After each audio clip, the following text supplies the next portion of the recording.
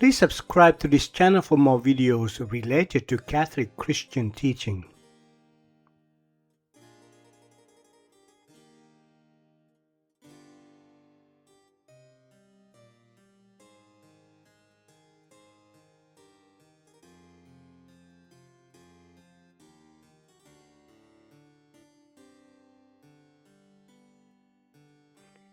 Freedom from original sin does not necessarily involve freedom from all defects which came into the world as a punishment for sin.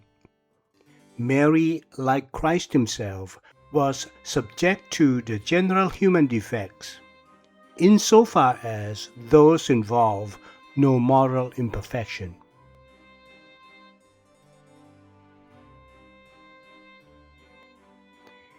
Concupiscence cannot be reckoned among these, since it excites a person to commit acts which are materially contrary to God's law, even where, through lack of assent, they are not formal sins. It would be incompatible with Mary's fullness of grace and her perfect purity and immaculate state to be subject to motions of inordinate desire.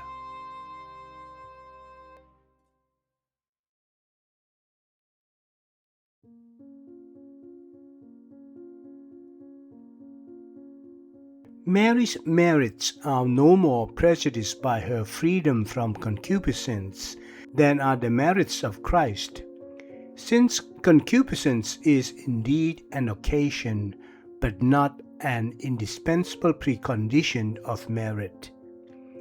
Mary acquired rich merits not by any struggle against sensual desire, but by her love of God and by other virtues: faith, humility, obedience.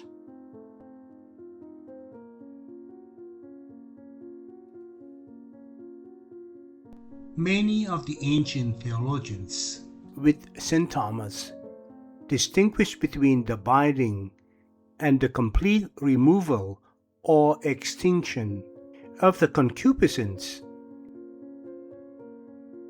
In the sanctification of Mary in the mother's womb, concupiscence was so bound that every inordinate motion of the senses was excluded. In Christ's conception, concupiscence was completely removed, so that the powers of the senses were completely subject to the direction of reason.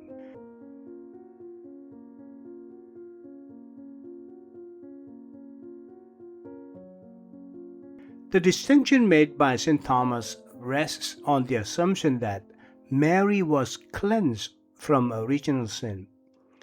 Since when was preserved from original sin, it is logical to assume that just as she was free from original sin, so also from the beginning she was entirely exempt from concupiscence.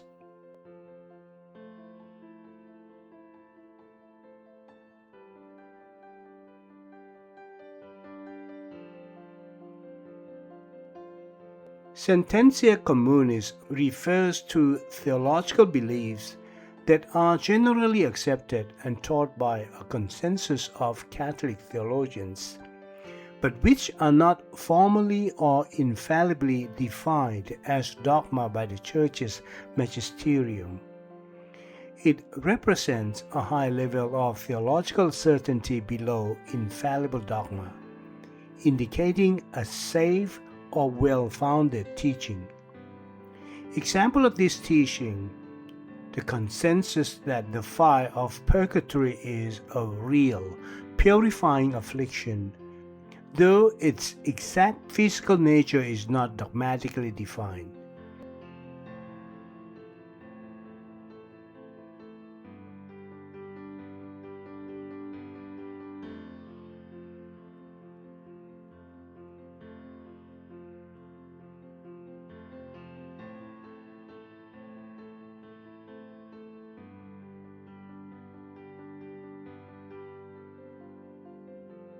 The Council of Trent declared, No justified person can, for his whole life, avoid all sins, even venial sins, unless it be by a special privilege from God, as the Church holds of the Blessed Virgin.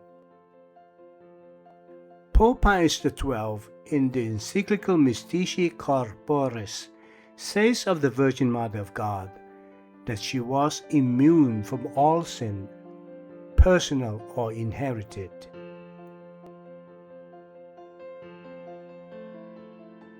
Mary's sinlessness may be deduced from Luke chapter 1 verse 28.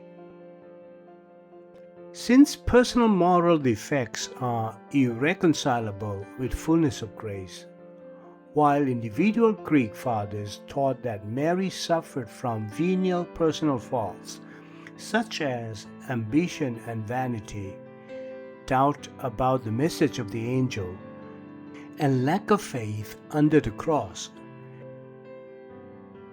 the Latin patristic authors unanimously teach the doctrine of the sinlessness of Mary. St. Augustine teaches that every personal sin must be excluded from the Blessed Virgin Mary for the sake of the honor of God.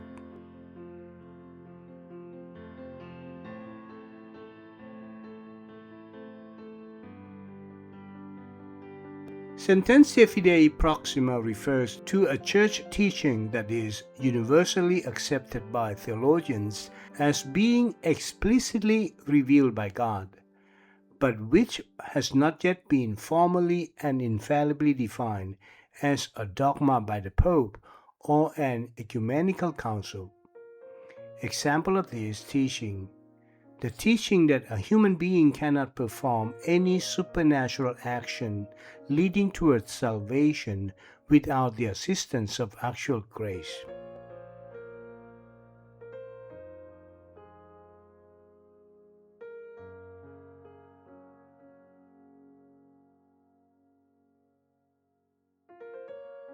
Please go to YouTube Retimentality channel, playlist The Mother of the Redeemer, for the complete series of these materials.